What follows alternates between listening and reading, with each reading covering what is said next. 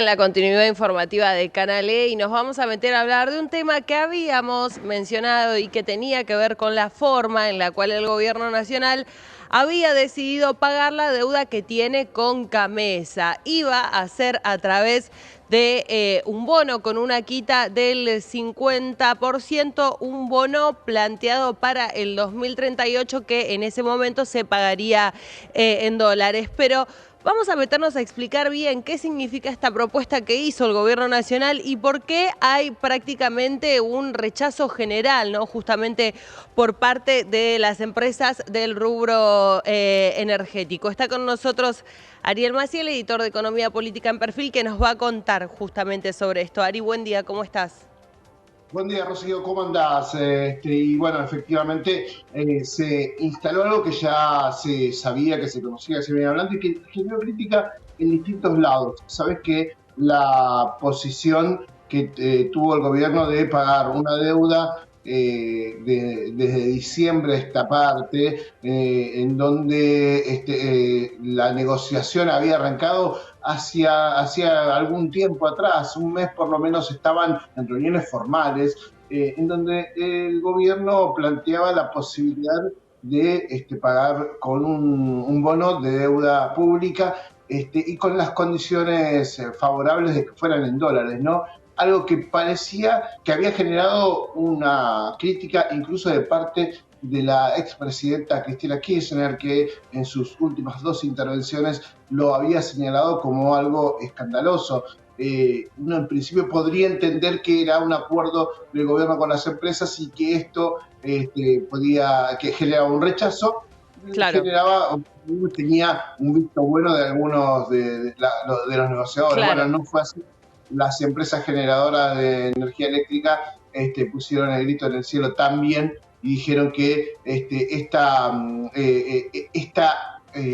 este cambio de la deuda por bonos era sin ningún tipo de acuerdo, era obligatorio de parte del Claro, ¿qué les dice gobierno. el gobierno nacional? Esto lo tienen que firmar en 2 días si quieren seguir recibiendo los próximos pagos en tiempo y en forma. Y además, para entender, Ari, cómo funcionaría este bono, ahora ese bono cotiza con un descuento del 50%. O sea que si ellos quisieran obtener ese dinero ahora, obtendrían la mitad de lo que deberían. Y si no, tendrían que esperar hasta el 2000, yo dije 38, lo corrijo, hasta el 2028 para poder recibir, digamos, la totalidad de ese pago. Tengo entendido que es 2038 también, ¿no? Pero bueno, Ok. después si querés Ah, justo viene el acá dato. porque me aparecía ese año, ahora lo vamos a chequear y lo reconfirmamos. Entonces era efectivamente 2038.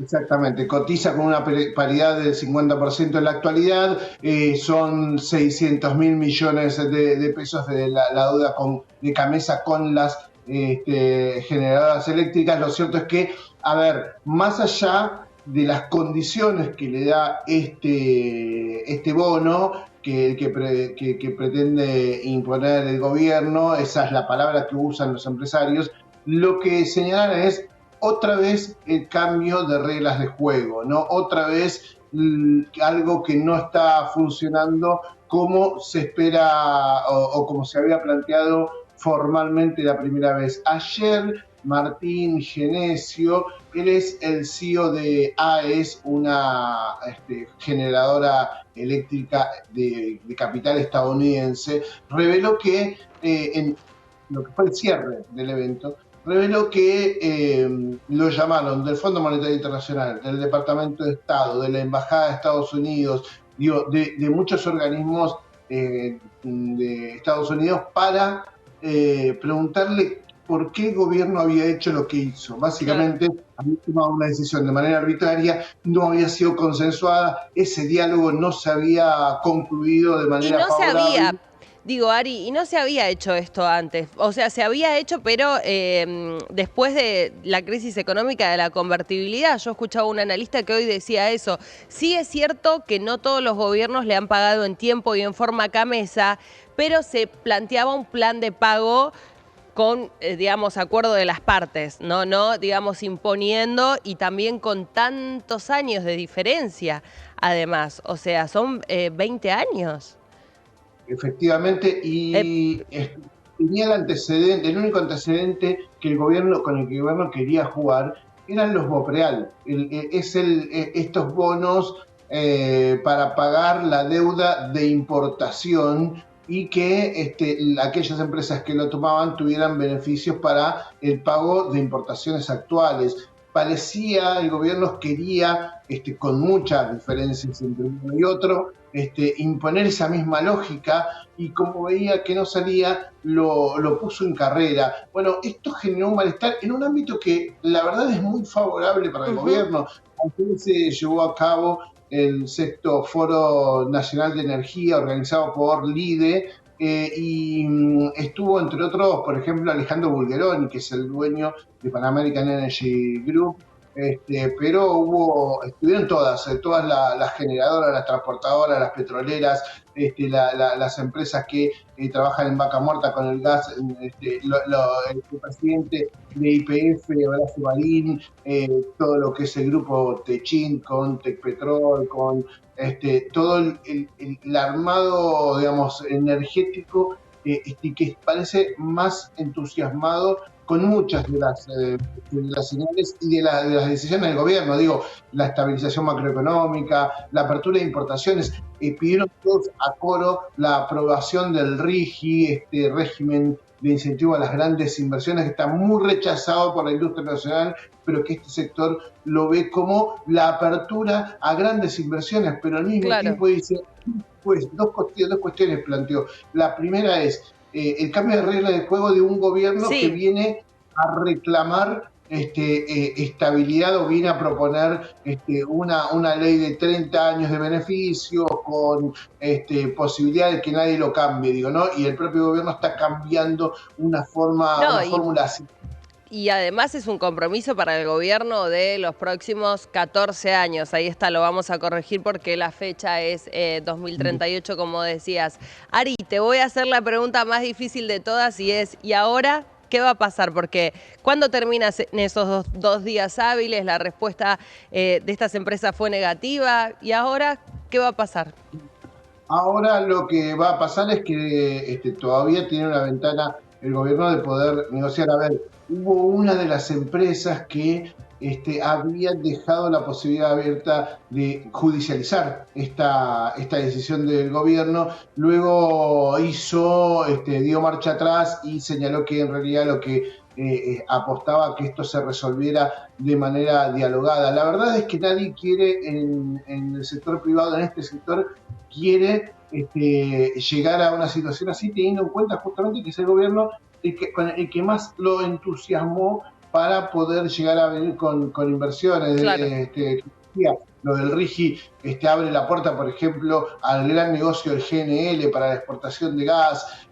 Hay como muchas condiciones que dicen no podemos perder esta oportunidad de relacionamiento con el gobierno. Pero lo de ayer tuvo dos cuestiones, Rocío. La primera, esto, que no hay cambios, no hay diálogo para que esto se cambie, ¿sí? Por ahora quedó trabado. Y segundo, ayer estaban invitados para cerrar este evento la canciller Diana Mondino, que se había excusado por haber llegado de viaje y no hace muy poco tiempo, pero había llamado para aclarar que no llegaba, digamos. Y los organizadores habían descontado su participación, a pesar de que estaba anunciada, durante la misma.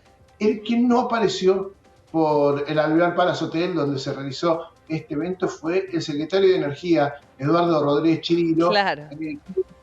Los organizadores en un momento dijeron, dejó de atender el teléfono, no sabemos qué. Es raro, Ari. Digo, es raro porque es en el momento donde más tendrían que negociar, ¿no? Donde más muestras de simpatía tendrían que dar. Digo, no es que es algo que no pase, ¿no? Que cada uno quiera permanecer tan intransigente en su postura.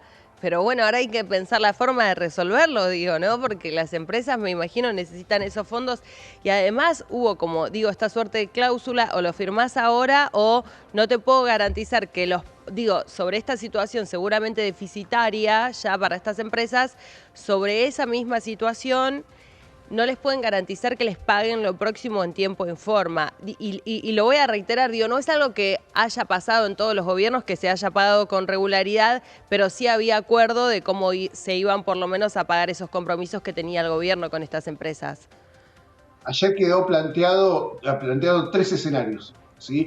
El primero, el RIGI de largo plazo, es el que entusiasma para las grandes inversiones y para lo que se viene. Hablamos de 30 años de beneficios, algo que genera favor entre la industria nacional, tantos beneficios, tantos años, tantos millones, ¿sí? Son 200 millones de inversiones y tantas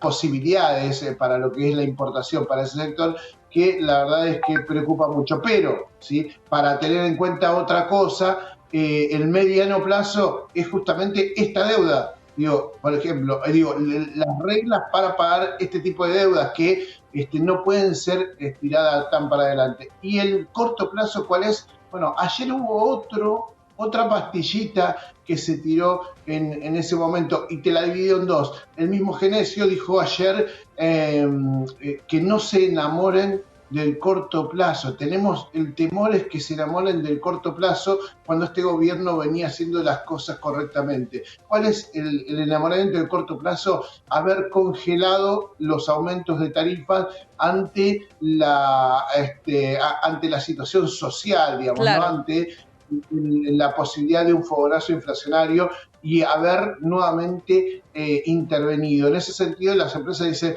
hay que dejar con libertad porque estos son muy malas señales para el mercado. Sí. Y por otro lado, también se dijo, ojo, que este modelo está bien para adelante, pero tiene que ser tan sustentable que no se pueda cambiar para adelante. Hay algunos signos de interrogación para el corto, para el mediano y para el largo plazo en Argentina. Bueno, Ari, ahí estaba entonces el desarrollo de estos temas importantes de agenda. Vamos a ver cómo sigue este tema porque va a permanecer, ¿no?, en agenda seguramente como estamos viendo dos posiciones que veremos cuál es la negociación, ¿no?, la forma de reconciliarse que tienen para ver cuál va a ser el punto medio, ¿no?, entre estas dos posturas. Como siempre, muchas gracias. Gracias a vos, Rocío. Hasta luego. Hasta luego. Bueno, quédense porque hay mucha más información para esta jornada. Ya volvemos.